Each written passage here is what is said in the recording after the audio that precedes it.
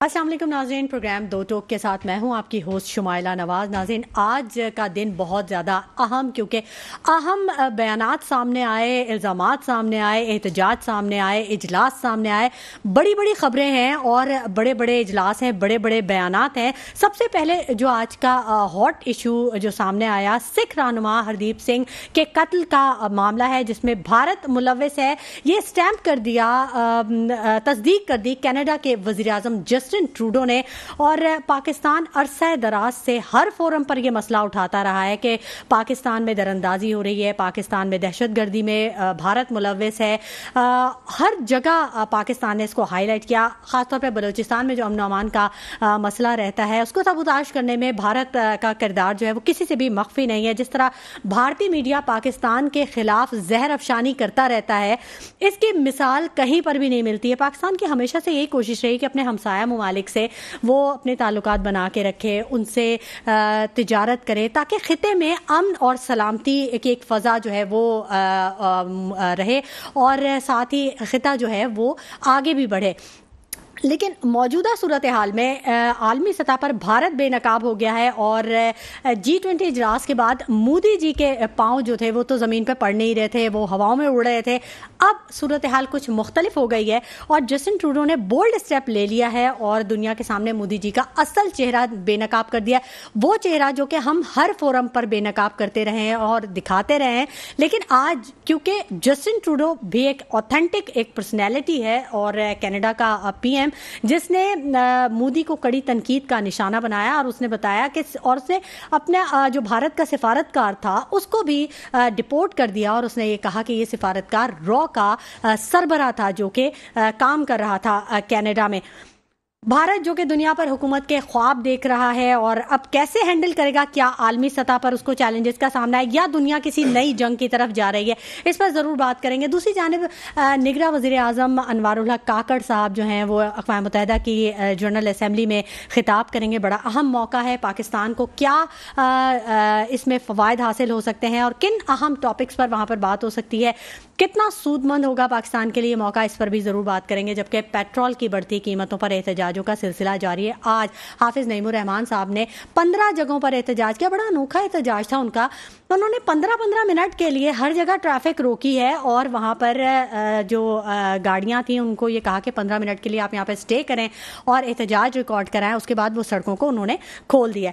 दूसरी जानिब election commission ने 2018 से 2023 तक मर्द और ख़वातीन का मवाजना डाटा जारी कर दिया है, सारी कैलकुलेशन जारी कर दिया। उन्होंने कहा है कि मर्द वोटर्स की तादाद में 1 करोड़ जबकि ख़वातीन वोटर्स की तादाद में 90 लाख का इजाफा हुआ है। रजिस्टर्ड वोटर की तादाद 12 करोड़ 69 लाख 80 हज़ार से तजावुज़ कर चुकी है। आदाद शुमार जारी करने से ये बात तो सामने आ गई कि इलेक्शन कमीशन जो है वो अब संजीदगी का मुजाहरा करेगा और इलेक्शन जल्दी होते हुए हमें नज़र आएंगे इंशाल्लाह। दूसरी जानिब परवेज़ इलाही साहब का मामला है, कभी उन्हें रिहा किया जाता है, कभी उन्हें गिरफ्तार किया जाता है। सूरत हाल क्या है, उनके बयानात भी सामने आए। आज उन्होंने कहा कि इन तमाम तर सूरत हाल की जिम्मेदार नून लीग है। साथ ही उन्होंने ये इल्ज़ाम भी आयद किया कि पेट्रोल की बढ़ती कीमतें जो हैं वो मियां नवाज शरीफ की वजह से उन्होंने ये बम फोड़ा था। ये तमाम चीज़ें होंगी। घरों में डॉलर छुपाने वालों के लिए खिलाफ भी एक्शन होगा, FI और हसास इदारों का एक्शन होगा। उन्हें भी यकीनन अब थोड़ा सा छापों की तैयारी जारी है और उन्हें वेल अवेयर हो जाना चाहिए। सब चीज़ों पर बात करेंगे। हमारे साथ जो मेहमान मौजूद हैं स्टूडियोज़ में, जो मेहमान मौजूद हैं मैं उनका तारुफ़ करवा दूं। मेरे साथ मौजूद हैं फ़ारूक डाडी साहब, तज्ज़ियाकार हैं और किसी तारुफ़ के मोहताज नहीं हैं। दूसरी जानिब ऑन कॉल हमारे साथ मौजूद हैं यासिर खान साहब, जिनका ताल्लुक़ पीपल्स पार्टी से है, और अख्तर आराई साहब तज्ज़ियाकार हैं, ये भी हमारे साथ मौजूद होंगे। सबसे पहले मैं बात करूँगी फ़ारूक डाडी साहब, बहुत शुक्रिया। अस्सलाम वालेकुम, कैसे हैं आप? वालेकुम अस्सलाम, मैं बिल्कुल ठीक हूँ अल्हम्दुलिल्लाह।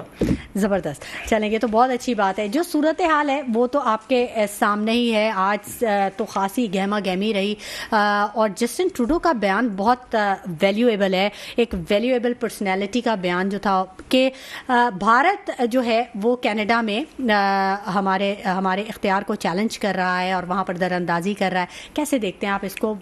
मोदी जी को कुछ समझ आएगी या अपनी हठधर्मी पे कायम रहेंगे वो? देखिए, कनाडा के प्राइम मिनिस्टर जस्टिन ट्रूडो बिलाशुबा एक नॉन कंट्रोवर्शियल प्राइम मिनिस्टर है, जिनकी पूरी दुनिया में ایک بہت بڑی فالوئنگ اور بہت عزت ہے، اور ہمیشہ کہ نہ صرف کینیڈا نے ایک امپارشل ملک رہا ہے، کبھی کسی ملک کے اندر کوئی دخل اندازی یا کسی اور کے ملک کے اندر کوئی انٹرفیرنس کیا ہو، نہ وہ کسی کے معاملات میں بولتے ہیں، نہ اپنے معاملات میں کسی کو بولنے کی اجازت دیتے ہیں۔ انڈیا اور کینیڈا کے بہت اچھے تعلقات، دوستانہ تعلقات ہیں، لیکن ظاہری بات ہے کہ جب کینیڈا کے داخلی معاملات میں یا ان کی جو ایک سسٹم چل رہا ہے اس کے اندر اگر کوئی دوسرا ملک انٹیلیجنس کے طور پہ یا ان کے وہاں پہ ایک قتل و غارت گری کرے گا تو ظاہر بات ہے کینیڈا جیسا ملک یہ چیز کبھی برداشت نہیں کرے گا۔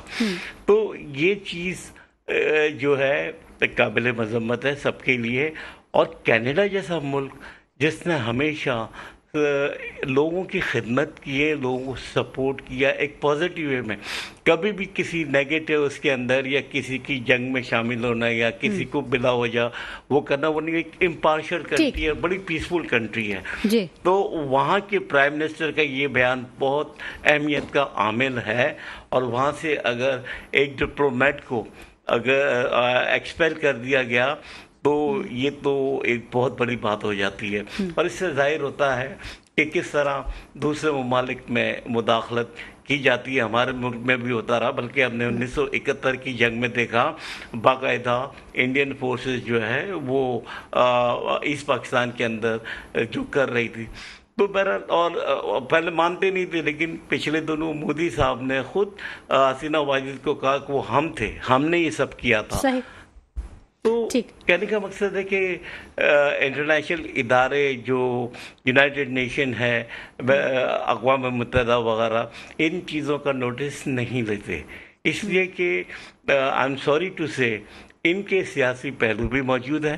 جب دوسری جنگ عظیم سے پہلے فرسٹ ورلڈ وار کے بعد لیگ آف نیشن بنائی گئی تھی، اور لیگ آف نیشن کا بھی یہی حال تھا جو کہ آج اقوام متحدہ کا، اس لیے کہ یہ امریکہ کے ماتحت چلتے ہیں یہ ادارے، آپ کا آئی ایم ایف ہو یا ورلڈ بینک ہو، یہ سارے امریکہ کے ماتحت چلتے ہیں اور جو انہی کو فالو کرتے ہیں۔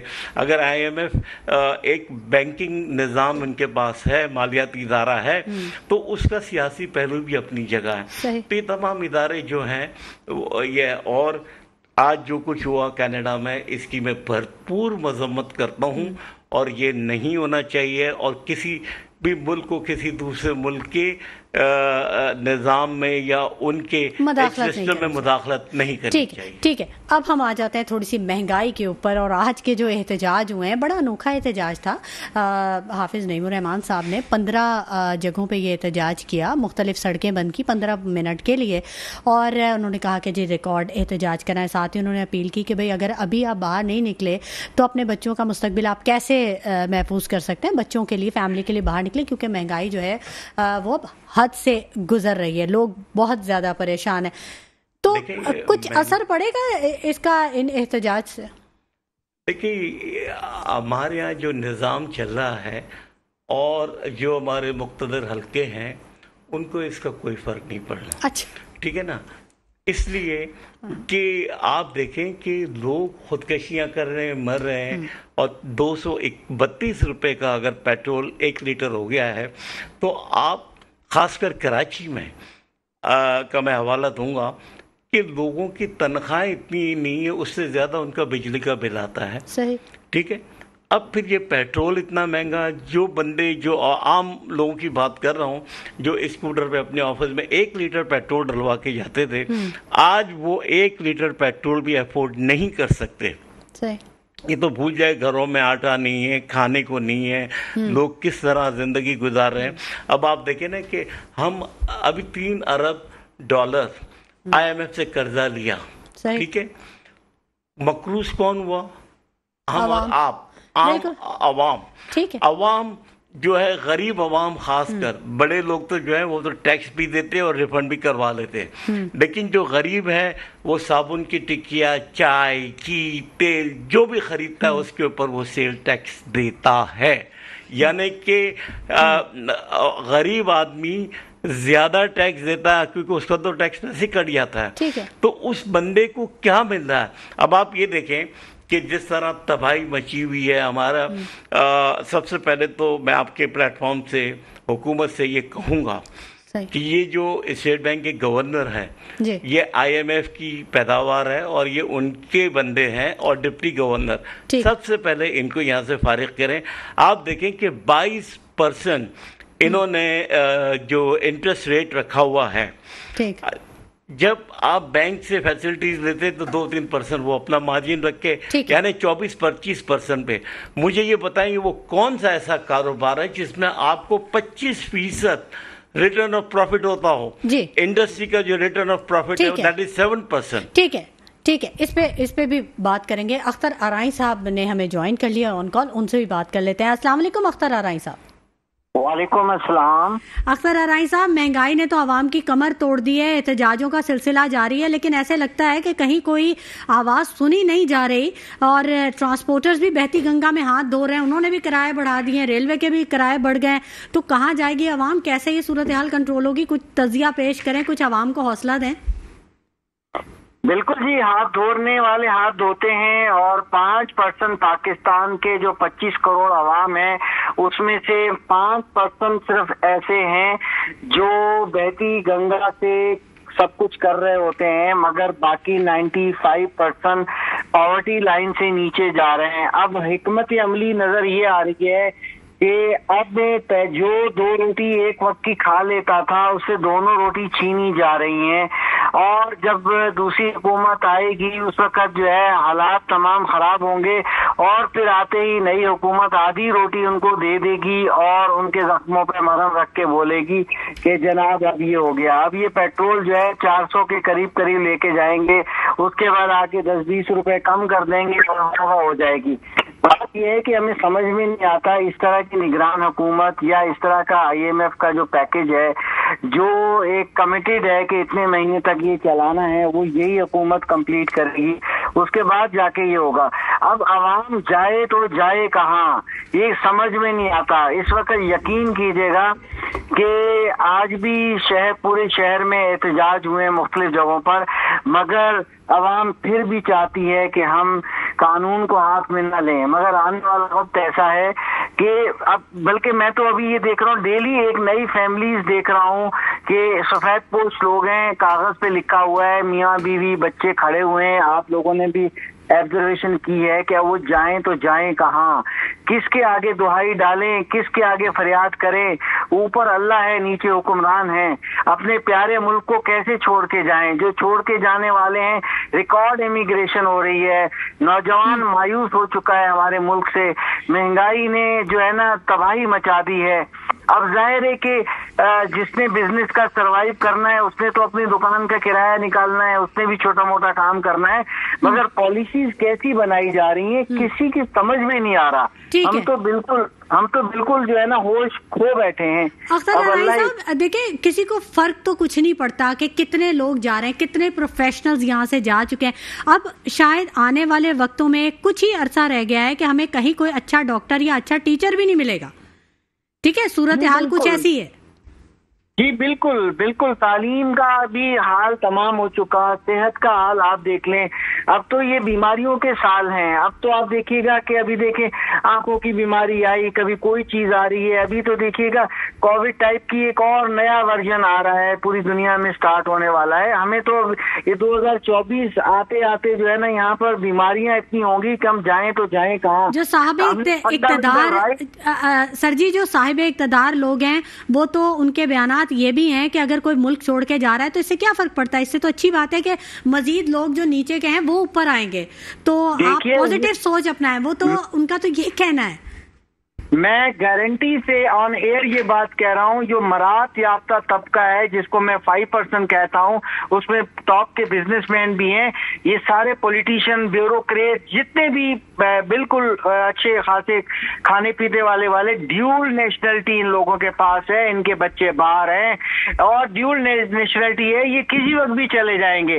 बाकी 95% आवाम तो पिस रही है, वो तो बेचारी कहाँ जाए, मुझे समझ में नहीं आ रहा कि پاورٹی لائن سے نیچے بھی کوئی لائن ہوتی ہے. اب وہ 2 روٹی جس سے چھینی جا رہی ہے اور وہ 1 روٹی پہ آ گیا ہے. اب آگے جا کے پتہ نہیں کیا ہوگا. تعلیم تو دور کی بات ہے, صحت تو دور کی بات ہے, جا کے گورنمنٹ ہاسپٹلس میں دیکھ لیں اور جگہوں پہ دیکھ لیں. اب تو لوگ بڑی مشکل سے, اب تو میں نے یہ بھی دیکھا ہے کہ جنہیں ایک محلے میں پوچھ رہے ہیں کہ بھائی میں اپنی بائک نہیں لے کے جا سکتا, آپ اگر کس طرف جا رہے ہیں تو مجھے ڈراپ کر دیجیے گا, آدھے پیٹرول کے پیسے میں دے دیتا ہوں. اب لوگ تو شیئرنگ پہ مجبور ہو گئے, جینے کے جو ہے نا شارٹ کٹ تلاش کر رہے ہیں کہ کب تک ہم سانس لیں. دوسری طرف KSC ہے تو آپ دیکھیں کہ یہ ٹیکس, وہ tax, X tax, Y tax, further tax.